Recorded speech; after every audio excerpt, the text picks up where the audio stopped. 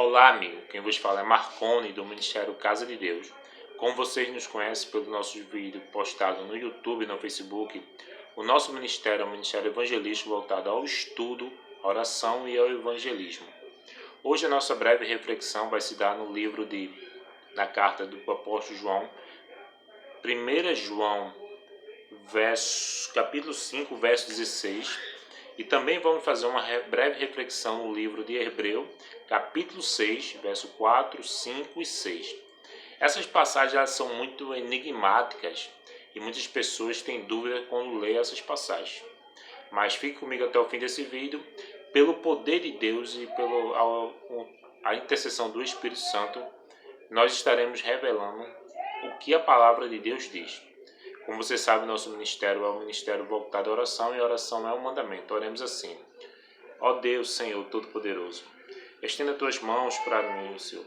Reconheço que eu sou um pecador, um miserável e necessito da tua graça, Senhor. Protege e abençoa todos que vão ver e ouvir essa mensagem, Senhor. Que eu serei agora um mensageiro, Senhor. Me usa na tua pregação do teu evangelho. Reconheço que eu não tenho merecimento, sabedoria nenhuma para falar acerca da tua palavra, que é santa, boa e excelente, Senhor.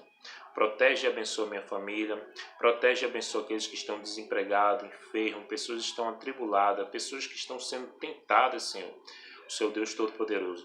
Que o teu Santo Espírito possa convencer do pecado e do juízo, Senhor. E que essas palavras que eu irei dizer, não seja eu, mas seja tu, Senhor, que fala pela minha boca. Que essas palavras sejam de alento para muitos e esclarecimento para aqueles que estão em dúvida. É o que eu te peço e agradeço em nome de Jesus. Amém. Glória a Deus.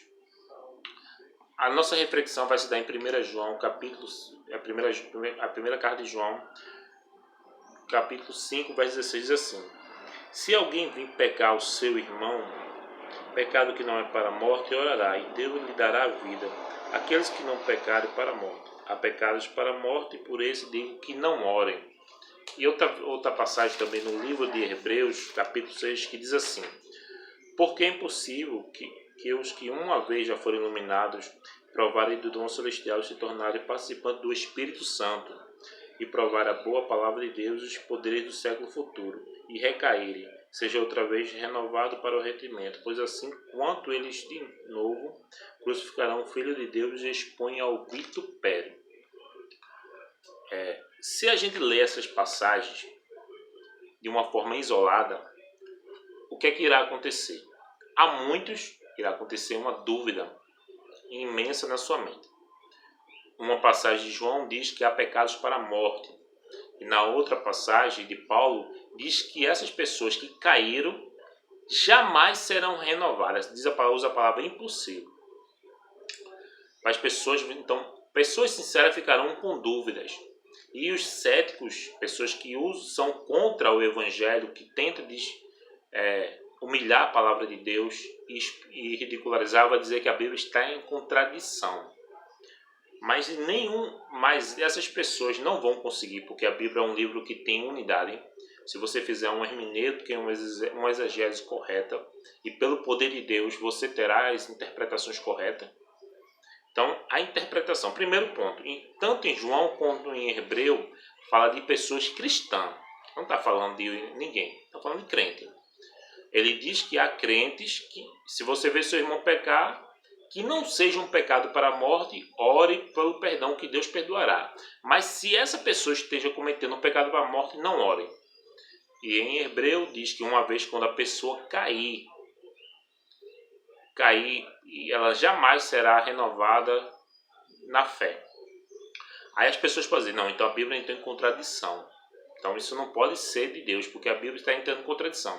Porque você que conhece a palavra de Deus, você que crê em Deus, sabe que Deus promete perdão a todas as pessoas que se arrependerem. É uma promessa divina, é um compromisso que Deus tem. E esse compromisso é firmado com a crucificação de Jesus Cristo.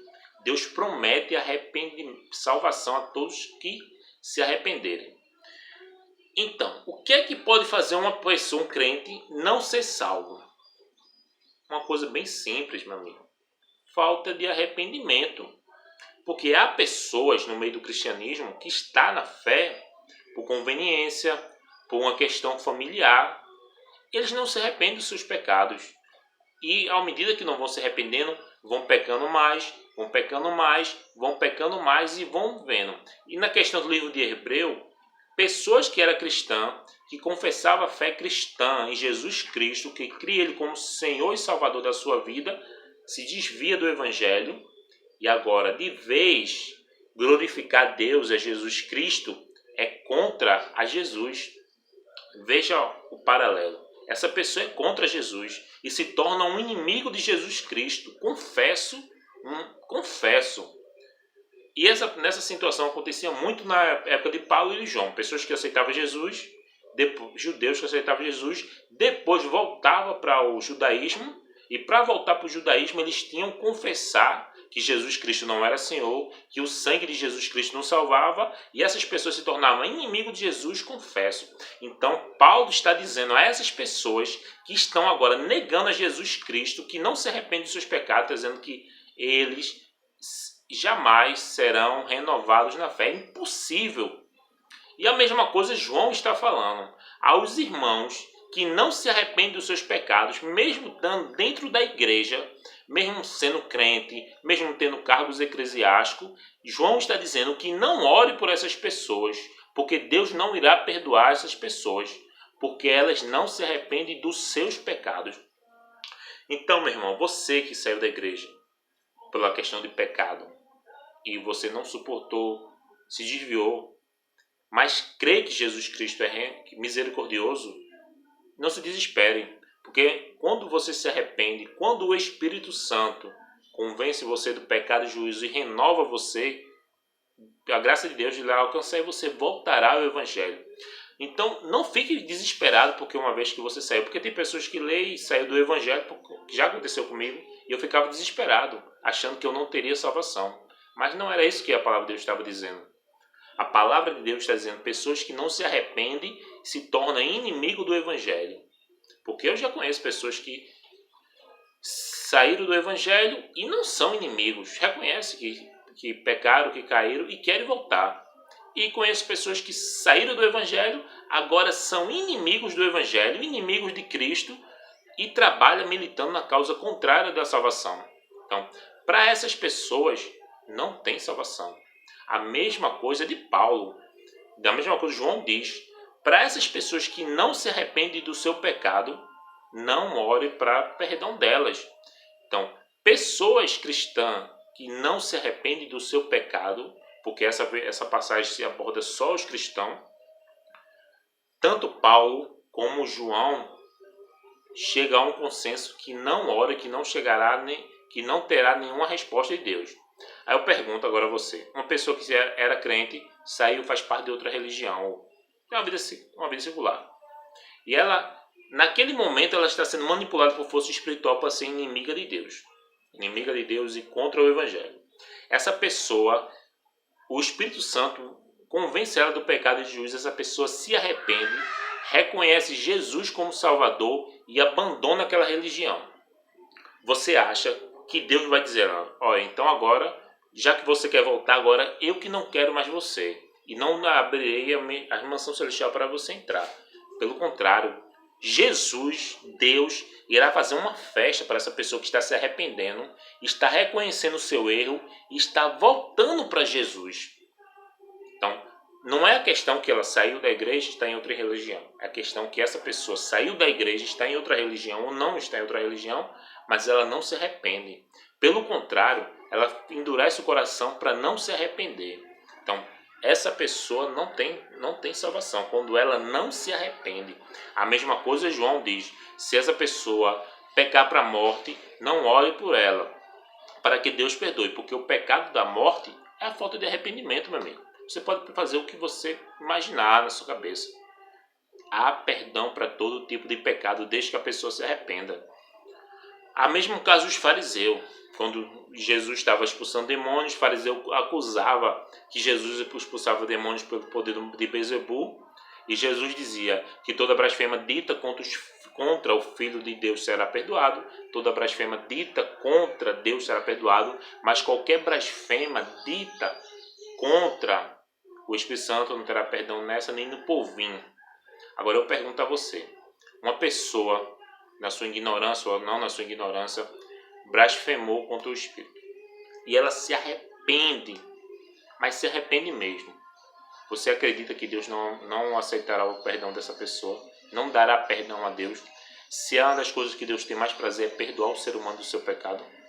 Então, meu amigo, o pecado para a morte, que está em 1 João capítulo 5, 16, é a falta de arrependimento.